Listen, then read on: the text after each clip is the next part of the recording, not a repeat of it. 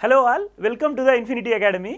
ये वीडियो में हम डिस्कस करने वाले जो रिसेंटली एमआईडीसी का जेई का एग्ज़ाम हुआ सितंबर में, उसमें कौन सा क्वेश्चंस आया था और कौन सा सब्जेक्ट से ज़्यादा क्वेश्चंस आया था और क्वेश्चंस का लेवल कैसे था, ये सब डिस्कस करने वाले हम ये वीडियो में। पहले वीडियो स्टार्ट करने के पहले मैं एक पॉइंट बोलता हूँ आपको। रिसेंटली जो एमआईडीसी का एग्ज़ाम हुआ और 2019 में जो भी पीडब्ल्यूडी एग्ज़ाम हुआ, ये दोनों का वेटेज जो भी था वो कंप्लीटली डिफरेंट था। मीन्स एमआईडीसी का एग्जाम में सॉइल से ज़्यादा क्वेश्चंस आया और बाकी जो भी सब्जेक्ट्स है उसमें सब सेम वेटेज में दिया। लेकिन पहले जो भी पीडब्ल्यूडी का एग्जाम हुआ उसमें कैसे है कि सॉइल से ज़्यादा क्वेश्चंस आ रहा था और सॉइल के साथ आरसीसी, फ्लूइड मैकेनिक्स, ये सब्जेक्ट्स को भी थोड़ा इंपॉर्टेंस ज़्यादा दे रहा था। लेकिन ये एमआईडीसी का एग्जाम में सबसे ज़्यादा इंपॉर्टेंस सॉइल में दिया है। देखते हैं हम क्वेश्चंस का पैटर्न कैसे था। सबसे पहले क्वेश्चन, सबसे ज़्यादा क्वेश्चन सॉइल में आया है 16 क्वेश्चंस, और जो भी नॉन टेक्निकल पोर्शन है, इंग्लिश में 6 क्वेश्चंस आया था, मराठी में 10 क्वेश्चंस आया था, और जनरल स्टडीज़ में 10 क्वेश्चंस आया था, और एप्टीट्यूड एंड रीजनिंग में 10 क्वेश्चंस आया था, एमआईडीसी एक्ट में 10 क्वेश्चंस आया था। तो ये छोड़ के बाकी जो भी टेक्निकल सब्जेक्ट है, टेक्निकल में सबसे ज़्यादा सॉइल में आया वो 16 क्वेश्चंस है, और बाकी highway, surveying, fluid mechanics, irrigation, building materials, hydrology, RCC and steel, ये सब 3 to 6 क्वेश्चंस के लेवल में आया था। और जो भी स्ट्रेंथ ऑफ मटेरियल है, इसमें एक क्वेश्चन भी नहीं पूछा था एग्जाम में। ठीक है, अभी हम डिस्कस करते हैं कौन सा सब्जेक्ट से क्वेश्चंस का लेवल कैसे था और इसका आंसर्स भी। पहले ये सब नॉन टेक्निकल का क्वेश्चंस है, इस पे हम डिस्कस नहीं करने वाले, सिर्फ टेक्निकल का क्वेश्चंस देखते हैं हम।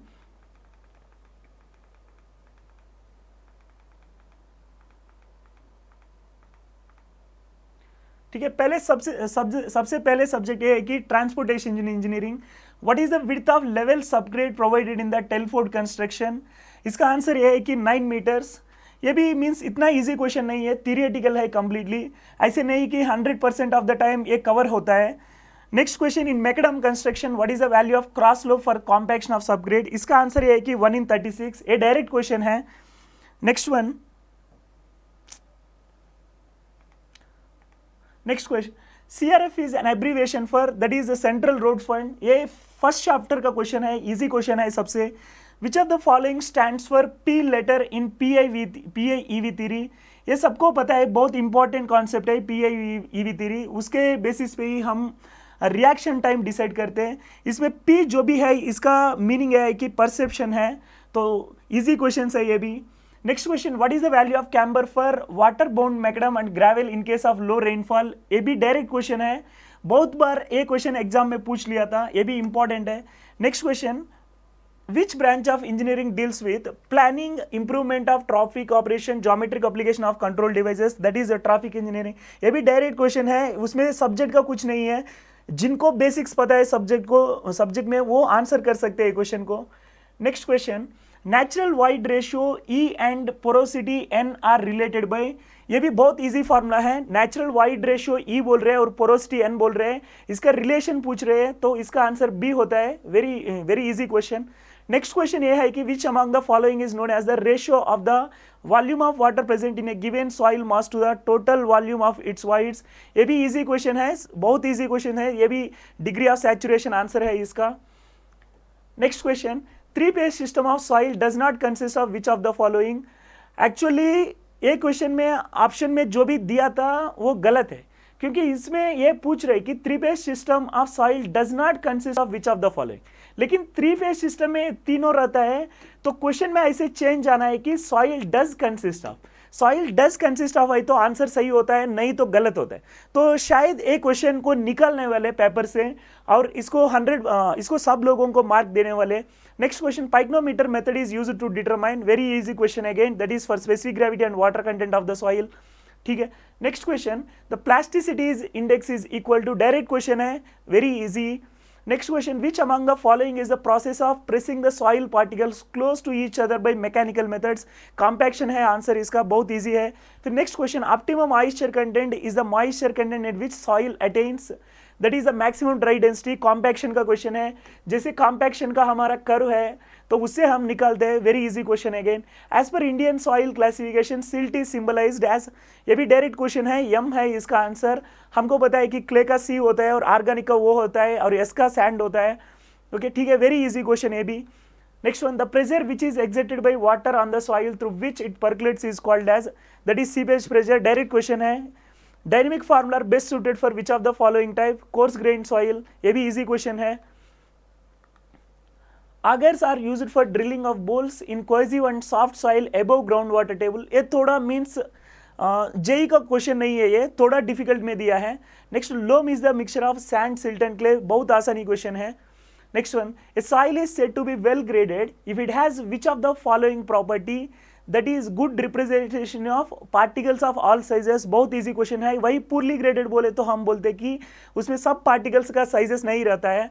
और next one, which of the following is a factor affecting the permeability of soil, so इसका भी इजी क्वेश्चन है, बहुत डायरेक्ट क्वेश्चन है। ऑल ऑफ दिस आंसर होता है absorbed water in clay soil, grain size and void ratio of the soil, all the factors effect, तो easy question है ये भी। Next one, in dash normal stress is applied to the soil sample and it is allowed to consolidate, that is consolidation. Okay, shear strength chapter से है question, बहुत easy है ये भी। नेक्स्ट, सर्वेइंग का क्वेश्चन है, what does WCB stands for, whole circle bearing, very easy. Next one, in leveling the formula for height of instrument is given as, that is reducible level backside, very easy question। RL is abbreviation of which of the following, reducible level, very easy question, ठीक है। Next one, which of the following type of constant is F plus D, additive constant, very easy question। multiplying constant क्या होता है कि F by I होता है। Next question, in which of the following system is the bearing of a line measured eastward or westward from north or south pole, whichever is nearer, इसका answer है कि quadrant system of bearing। वही whole circle bearing में है तो हम सिर्फ north और साउथ से मेजर करते हैं, सॉरी सिर्फ नॉर्थ से मेजर करते हैं, वो भी सिर्फ क्लॉकवाइज डायरेक्शन में मेजर करते हैं, मींस टुवर्ड्स द ईस्ट ही मेजर करते हैं, हम टुवर्ड्स वेस्ट मेजर नहीं करते, ठीक है। Next question, correction due to absolute length is given as, ये इतना डायरेक्ट क्वेश्चन नहीं है, पहले इतना ज़्यादा बार नहीं आया था कभी कुछ भी एग्जाम में, तो इसका ऑप्शन डी है, ठीक है। Next one, kinematic viscosity is defined as the ratio of dynamic viscosity and density of fluid, very easy question. Next one, which of the following property of fluid offers resistance to movement of flow, that is the viscosity, very easy question. The continuity equation is mathematical statement are derived from the principle of conservation of mass, very easy question again, ठीक है। Next question, which of the following is a practical application of the Bernoulli's equation, venturimeter, very easy question.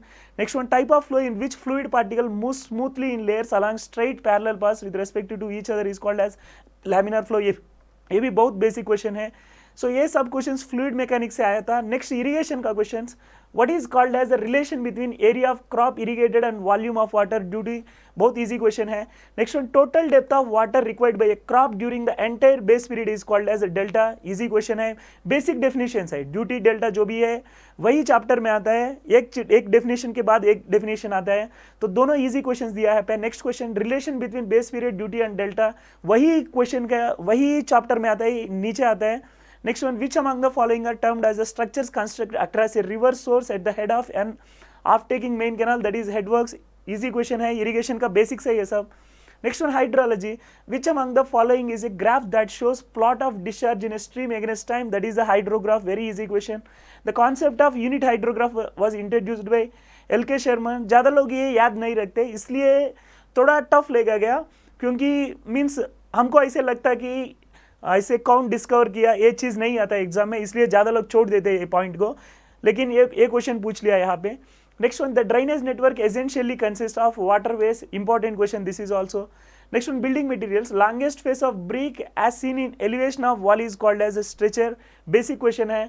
Which of the following portion of a brick is used to close up the bond at the end of the brick courses, actually इसमें जो भी question में means की में जो भी दिया था उसने क्लोजर दिया था, लेकिन इसका आंसर क्वेन होता है। ओके, जो भी लास्ट ब्रिक हम प्लेस करते हैं इसको हम क्वेन बोलते हैं, तो क्लोज करने की हम कौन सा यूज करते हैं कि क्वेन यूज करते हैं कि क्वेन यूज करते हैं, तो इसका आंसर जो भी एग्जाम में दिया वो गलत है। Next one, which of the following term is used to describe the indentation और depression at the top face of the brick, that is a frog, very basic question it is.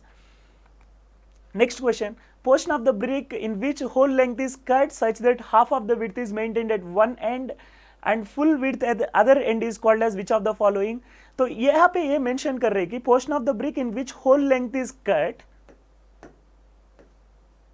whole length is cut in such that half width is maintained at one end। whole length cut कर रहे हैं तो ऐसे cut कर रहे हैं, तो ऐसे कट को हम क्या बोलते हैं, बेवेल्ड क्लोजर बोलते हैं। ओके, लेकिन मीन्स आपको क्वेश्चन ठीक से समझ नहीं आए तो आप लोग किंग क्लोजर भी आंसर करते हैं, लेकिन किंग क्लोजर में हम पूरा लेंथ कट नहीं करने वाले, सिर्फ हाफ लेंथ कट करने वाले। तो इसका आंसर यह है कि bevelled closure. Next one, the basic value of span to effective depth ratio for simply supported up to span of 10 meters is, simply supported के पूछ रहे हैं 20 होता है, continuous का है तो 26 होता है, और cantilever का है तो 7 होता है। easy question है बहुत। Next, L/D ratio for two-way slab in case of continuous slab for FE 250 grade is 40, बहुत easy question है, basic questions है ये सब। Minimum area of tension reinforcement according to IS code specification is, ये भी direct formula है, AST by BD equal to 0.85 by FY। Next, steel structure का questions, which among the following is joint where one structural member is placed above the other and connected by rivets, lap joint है, easy question है। minimum size of the fillet weld should be 4 times the size of weld, ये भी ये question में भी confusion है थोड़ा। Next one, the effective length of column when held in position at both ends and restrained against rotation at one end, इसका answer यह है कि 0.80 L, ठीक है। Next one, which one of the following is the maximum effective slenderness ratio for members are always in tension other than the pre-tension members? 400 है इसका answer, direct question है ये भी, ठीक है। तो इतना सारे क्वेश्चंस दिया है MIDC का एग्जाम में, टेक्निकल में क्वेश्चंस का लेवल जो भी है वो इजी था आपका, मीन्स थोड़ा SSC JEE लेवल का क्वेश्चंस वो आप लोग प्रैक्टिस किया तो आपको ये एग्जाम क्रैक करना बहुत इजी था। वैसे फ्यूचर में जो भी JEE लेवल का एग्जाम होगा वो एग्जाम्स को भी आप इतना लेवल में सोच के प्रिपरेशन करना है, लेकिन आपका JEE का लेवल वैसे टारगेट कर रहे तो वो अलग चीज़ है, लेकिन JEE का लेवल में आपको जितना चाहिए उतना ही स्टडी करो, ज़्यादा फोकस नहीं करना है। जैसे RCC है, RCC में सोचो कि सिर्फ कोडल प्रोविजंस कवर करना है आप। जैसे स्टील है, स्टील में स्टार्टिंग का चैप्टर में जो भी कनेक्शंस है उसमें जो भी बेसिक्स रहता है वही कॉन्सेंट्रेट करना है। और स्ट्रेंथ ऑफ मटेरियल्स का इसमें एक भी क्वेश्चन नहीं दिया है, लेकिन पूछ सकता है, तो स्ट्रेंथ ऑफ मटेरियल भी आप स्टडी करना है। और बाकी जो भी फ्लूइड मैकेनिक्स है, इरिगेशन है, ये सब चीज़ जो भी चैप्टर में स्टार्टिंग पॉइंट्स होता है, इंपॉर्टेंट पॉइंट्स होता है, उसमें ही क्वेश्चंस दिया है, ठीक है। So hope your preparation is going well and please continue the same thing till the next exam.